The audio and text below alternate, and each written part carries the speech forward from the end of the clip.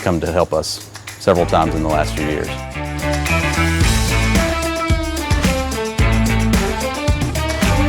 So just because you're in a municipal environment doesn't mean that failures can't happen. Not capable of supplying the flows that we would need. I do not want to rely on the use of a primer. Commercial interstate. And they also may fail. You build confidence fast when you get out into the county and you're by yourself and you have to figure it out. Technology fails. And when it fails, that's where rural water supply tactics can come in handy in the municipal environment.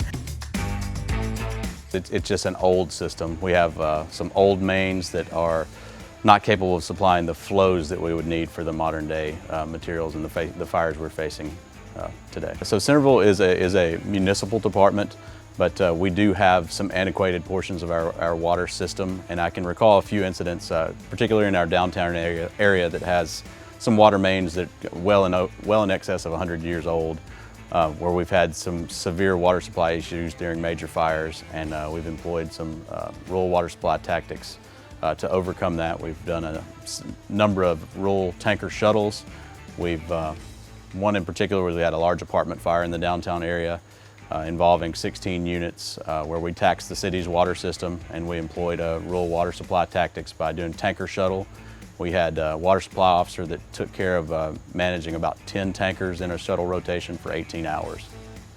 And that helped us to overcome the water supply issues we were having with our hydrant system. We were able to flow multiple aerials and had over 100 firefighters operating on the scene for excess of 18 hours. So I do have a story about alternative drafting where the primer froze up. So we were dispatched this past winter to a structure fire. During that time, we had a second structure fire drop out. My company was second due to the structure fire. We pulled up, heavy fire involvement through the roof line. I got out, deployed lines, booster back up on the attack pumper, and immediately began setting up my rural water supply. Got my dump tank set up, everything good to go, hard sleeve in. What happened was we encountered 20-degree temperatures. Everything went smoothly, establishing the initial prime. Where the mistake I made was I depleted my booster tank initially to give the guys that were going the interior the most bang for their buck. Everything still proceeded well. The unfortunate thing was with those temperatures, once I done a conventional priming method, the primer froze up.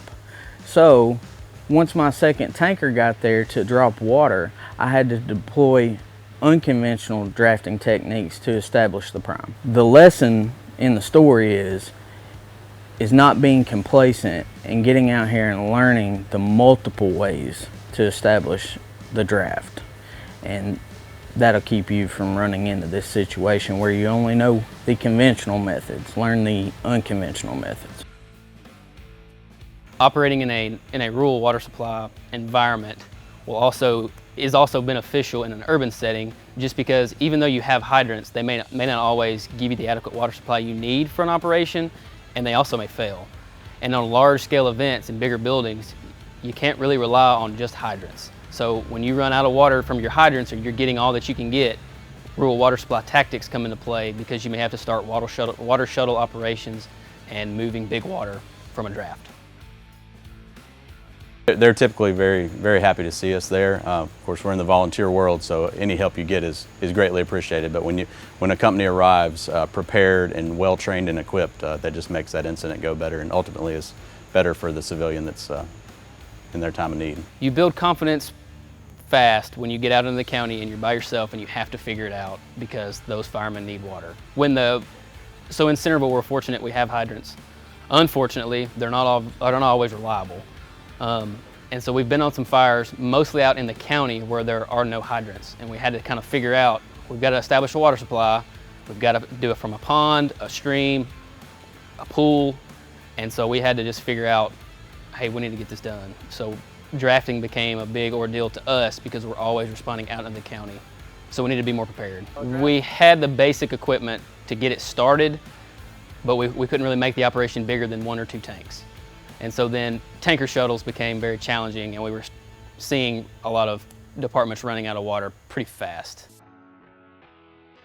On a commercial interstate where you have a vast amount of commercial vehicles and different types of vehicles traveling up and down the roadway, and you don't have that pressurized water source available to you on the interstate, so you have to initiate rural water supply tactics in that type of setting to combat that type of fire. So the equipment, number one's got to be reliable. It's got to be really functional. We try to do a good job of researching and finding the best functioning equipment. We exercise and trial it prior to purchasing it because we have a limited budget, so we want to make sure what we purchase is going to be what fits the role best for us.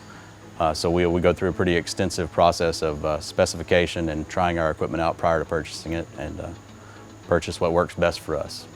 So it's not always about the solution that everyone screams about, it's about finding the right solution. That's it. That's exactly right.